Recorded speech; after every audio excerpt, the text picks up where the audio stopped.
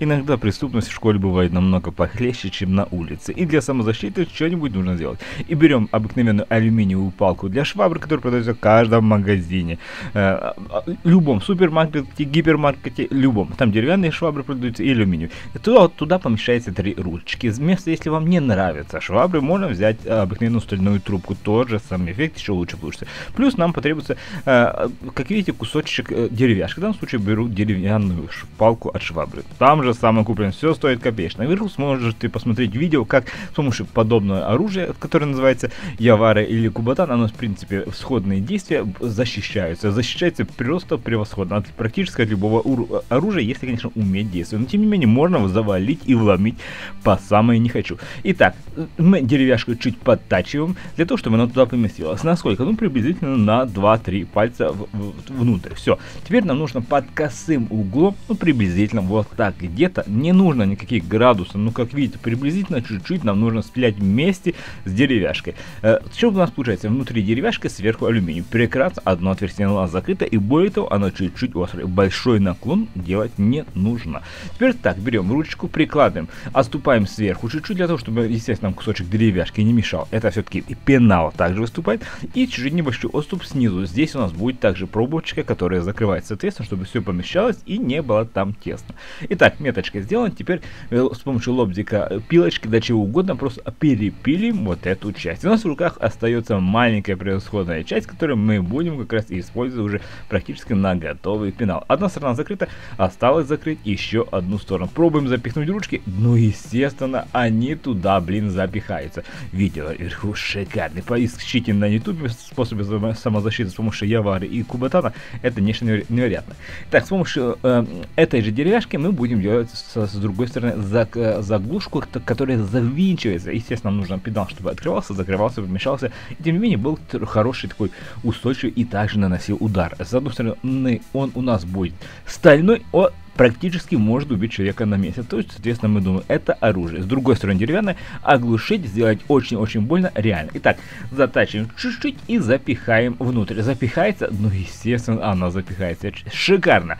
Теперь следующий шаг. Нам нужно чуть-чуть его нужно будет подточить с одной стороны, для того, чтобы оно лучше туда запихалось. Посмотрите, туда заходит оно. Ну, здесь самое главное сделать, чтобы оно как раз открывалось. Посмотрите, вот в этом месте небольшую углубинку с помощью ножа делаем. Ничего сложного нет. Небольшую углубинку сделана Г-образно. Идет сюда и поворачивает. Идет туда вниз и поворот в любую сторону, куда тебе больше, хочется. Теперь запихаем там, где оно и было раньше. Ставим небольшую меточку, где же на деревяшке. Вот здесь шикарно. И ищем обыкновенный гвоздик для того, чтобы один раз ударить приблизительно в том месте, где у нас оно как раз буква Г поворот происходит. Ну, можно по линейке приблизительно прикинуть. Так, я ударил, выпихаю, запихаю. Шикарно.